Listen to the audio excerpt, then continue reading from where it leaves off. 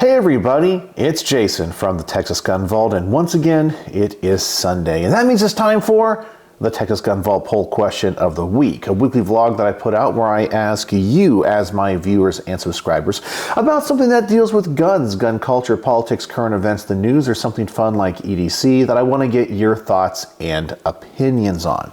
And this week's question is kind of a hopeful one. Well, I think it's hopeful for a lot of people because it deals with what's coming up in the gun community. What are the new products that we're hoping to see? Now, as I said, I use the word hope because I can tell you that when it comes to SHOT Show every single year and all of the new products and new things that are talked about, often the things I'm most interested in never really come to fruition. A good example would be the FN High Power, or the new FN High Power. They announced that last year, and I have been looking for one. Now, yes, a few have trickled onto the market, but I don't see any in my local gun shops. I'm on the wait list of a couple places that may sell them eventually, and it just hasn't come to fruition. Why is that? I don't know. So many times companies promise things at SHOT Show. Oh yeah, we're going to come out with this next month. We're going to start shipping orders next month. And then 3 months come by and they're like, well, yeah, we're still a little bit behind. Then a year goes by and everyone's forgotten about it. But I know SHOT Show is a big event in the gun community. In fact, I get asked by people and companies all the time, are you going to SHOT Show? And I always say no. And to be honest with you, it's not because I don't want to, it's just because I am just a humble little YouTuber. I have a very small channel. I'm always surprised that people think I'm actually more important than what I actually am. I know my place. I am just a small little grain of sand in a gigantic desert. I just enjoy making this content. And the fact that people think I would even get invited to SHOT Show is humbling. But no, I am not going to SHOT Show. But I do follow the news and what's coming out because, as I said, I do get excited. But every year, my hopes get dashed just a little bit more. And now, when it comes to SHOT Show, I'm not always as hyped as I used to be because I know whatever I'm interested in will probably never see the light of day. But I was curious, what do you guys think? What are you guys looking forward to? And what kind of products are you excited to see? Because as I said, there's already been a few leaks out there on various websites and YouTube channels of what may be premiering. But with all of that said, let's dive right into this week's question. This week I had the opportunity to talk with a few industry insiders and people that work for gun companies. They shared with me some insights into what we should be expecting to see at SHOT Show 2023. I know this is still early, but the firearms companies are already gearing up for the big show. This got me a little excited to hear what was new for the upcoming year. So I wanted to see if you were excited and what you are hoping to see. If you are looking forward to SHOT Show 2023 and all the possibilities for new products, which of the following are you most excited about? And so with the possible answers of this, I tried to break it down into different categories because as I've gone through my journey in the gun world, I've discovered that not everybody is really into the guns. They already got the guns they want, but they're so excited about accessories or new optics. But then there's people that are like, man, I really like this gun, but they need to upgrade it. And so sometimes companies introduce upgrades to guns that are already on the market.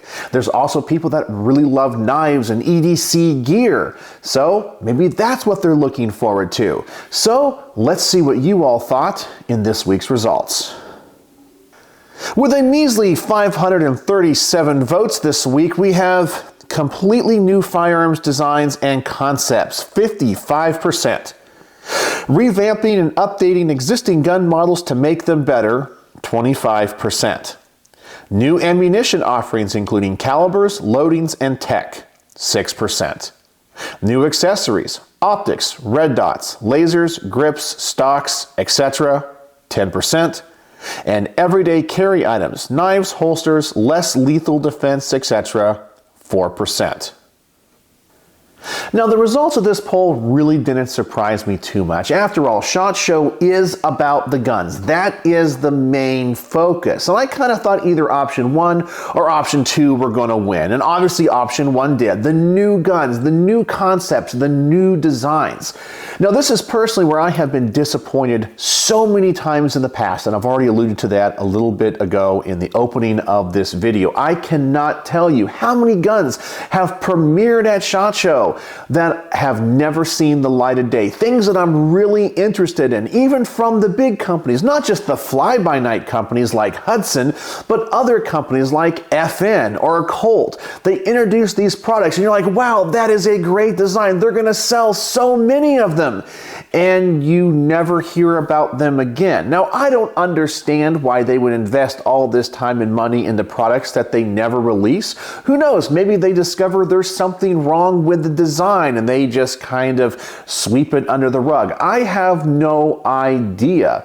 But man, I am tired of having my hopes and dreams dashed of awesome guns that I never get to see. So I can tell you that when it comes to the first option of new firearms designs and concepts, it's no longer the ones that I'm interested in because I only care about results. I don't care about intentions. And for me, SHOT Show is all about intentions. It's gun companies and accessory companies and optics companies showing up with their intentions. This is what we want to make. Well, I think you gotta put up or shut up. I am tired of these companies coming to us and going, here's all of our new products for the new year.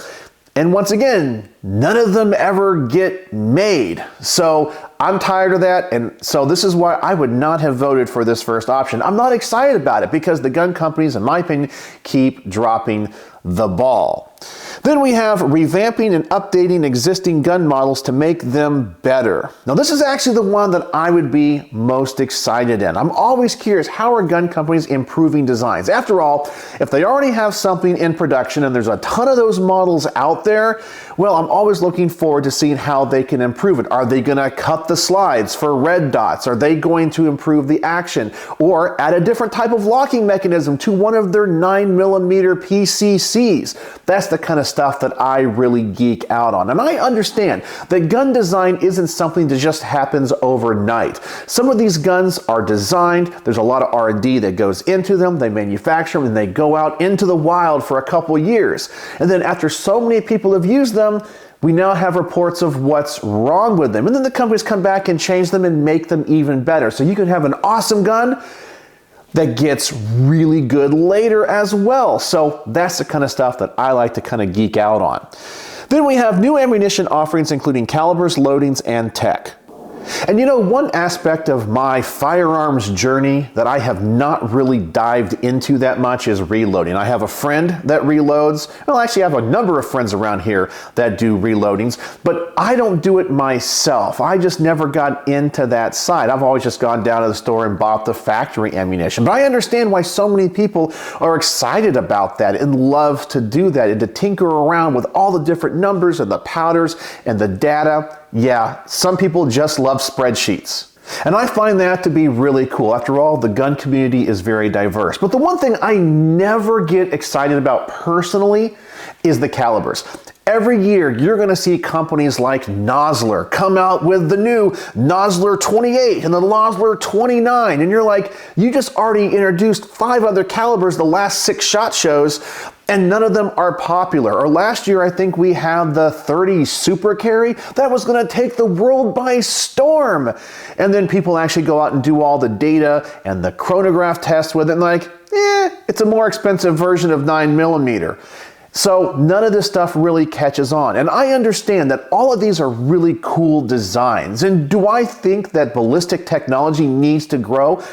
Absolutely. I am all about these companies innovating. However, I also understand it is really hard to dethrone the juggernauts of 9mm, 45, 5.56, 308. These are the calibers that are here to stay. And it's not just because of their performance, but it's also because there's so many guns already chambered in these calibers that people don't want to switch over. So for me, when it comes to all the new calibers and all the new ballistic stuff, it doesn't do anything for me personally because, yeah, 30 Super Carry is really cool. It's a great idea. I'm not going to go out and buy a gun in that caliber until it really takes off, but I think other people are in that boat as well, and so everyone's waiting and no one's doing anything, so the caliber just kind of dies. In the first year, it's not like 40 Smith & Wesson, which lasted about 15 years and then it's on the decline, which, by the way, I will say, I'm starting to get into 40 again, just a little bit more because of a gun that I recently reviewed. But yeah, all of these boutique calibers and new calibers, they always seem to just die on the vine. But every year, companies that manufacture ammunition are coming out with new calibers that literally go nowhere. Then we have new accessories, optics, red dots, lasers, grips, stocks, etc. Now, if I could vote on a tiered system, this is the one I would have voted for second. One of the things that I've really gotten into as I have gotten older is optics. I really appreciate fine optics. When I was younger, I was all about the iron sights. I was like, you know, a true marksman only uses iron sights. But I do know that a force multiplier like a good optic is a huge advantage, not just at the range, but for self-defense. In fact, a lot of the guns that I borrow from my friends here, like my good friend D with this awesome AR-15, he loves Night Force scopes. And let me tell you, these things are worth their weight in gold. They are manufactured so well. Night Force scopes are awesome, and I have grown to appreciate them, where when I was younger, I didn't really care about them. But now I'm always excited to see what are the new optics, what are the new stocks, the new accessories.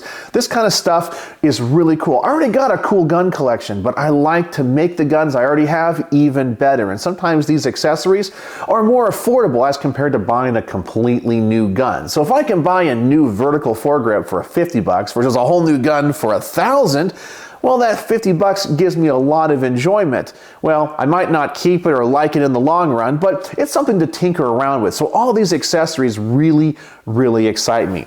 And then finally, we have everyday carry items, knives, holsters, and less lethal defense, etc. And I know this is going to be a little bit of a tangent, but one aspect of my YouTube channel, and maybe I'm just not the world's greatest presenter, that I don't understand is every time I do some type of EDC video or do an EDC question, it doesn't really get a lot of traction. I'm still going to do them because I enjoy making that content, and I make all this stuff for me more than I do for you. Yes, I like to educate people, but I like to have fun, and this is my personal passion project. But then I'll go over to other YouTube channels, and they do all EDC gear, and they have hundreds of thousands of views on all of their videos. And I'm like, they're not doing anything that I'm not doing. Why don't people like that on my channel? As I said, it's probably me. I'm not the world's greatest presenter, and I'm definitely not easy on the eyes. But for some reason, the EDC stuff just doesn't get a lot of traction on my channel. I don't know why, but I kind of like that. I like to see what the new knives are. I might not talk about it, and I fully admit that while I like knives, I don't know enough about them like I do when it comes to firearms. So I kind of tend to stay away from it because I don't want to embarrass myself, or embarrass myself more than I normally do. But I kind of thought this would get more votes simply because I know there's a huge contingency of people out there that like that gear. I think we all do. We all kind of like to geek out on that stuff, but only 4%? I'm kind of surprised. So that is what you guys voted for and my thoughts on each one of the options. So let's see what we have with this week's top rated comments. And with the top rated comment of the week, we have the reindeer, the rabbit, the bat, who said, I love the idea of new cartridges, new tech, and revamping or improving upon past designs that need a leg up. But let's be honest, I think we all get a little excited when a company decides to take a page from the Kel-Tec playbook and drop something completely off the wall, crazy different, and new to the game. Something that took real engineering and thinking outside the box. If only Kel-Tec would fine-tune their quality control a bit. We're all ready to have our minds blown. Hopefully this year won't disappoint. You know, and that's the attitude I always have, but I've already told you in the beginning of this video, my hopes always get dashed. As the saying goes, fool me once, shame on you. Fool me twice, shame on me. And honestly, when it comes to SHOT Show, it's been fool me 5 or 6 times. All this new stuff's gonna come out and you'll never see it. It will never be in the gun store. But I do like his comment about Kel-Tec. As you guys know, I am not a big Kel-Tec fan at all. I've literally had the guns fall apart at the range in my hands. They are pieces of junk. However, the one thing I will always give Kel-Tec credit for is their innovation. I love the fact that they think outside the box and they bring guns to market that are completely different than anything else you have ever seen. Their innovation is off the chart. It really is their build quality and their quality control and the manufacturing techniques that go into their guns that honestly suck. Man, if you would put high quality and high engineering into the Kel-Tec guns, I think you'd have a winning combination there. Then we have Keith Tate, who said, I always love seeing what gun manufacturers come up with to improve on existing weapons. I didn't choose it, but I also enjoy checking out the new and improved accessories to improve on my existing weapons. And I think Keith and I are kind of on the same page when it comes to SHOT Show now. We got our guns that we like. We already know the new guns aren't going to be on the market or be ready for market for many years if they ever come out. But let me see what I can do to the guns that I currently have to improve upon them. Yeah, that's the kind of stuff that I absolutely love. Then my good friend Joe Morgan said, looking forward to the updates to great guns. And once again, it looks like we are on the same page. It seems like a lot of the comments today are the ones that I would have voted for, the second option, but we lost.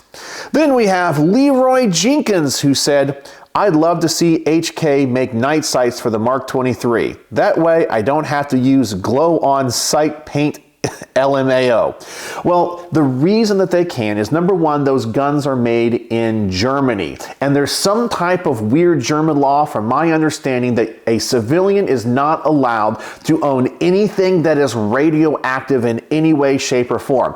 And those tritium night sights, which actually is an isotope of hydrogen, H3, is radioactive. And just by the nature of their law, even though it is very insignificant, that radioactive material is illegal in Germany. So they can't put it in the sights. They can't build guns with them and then export them.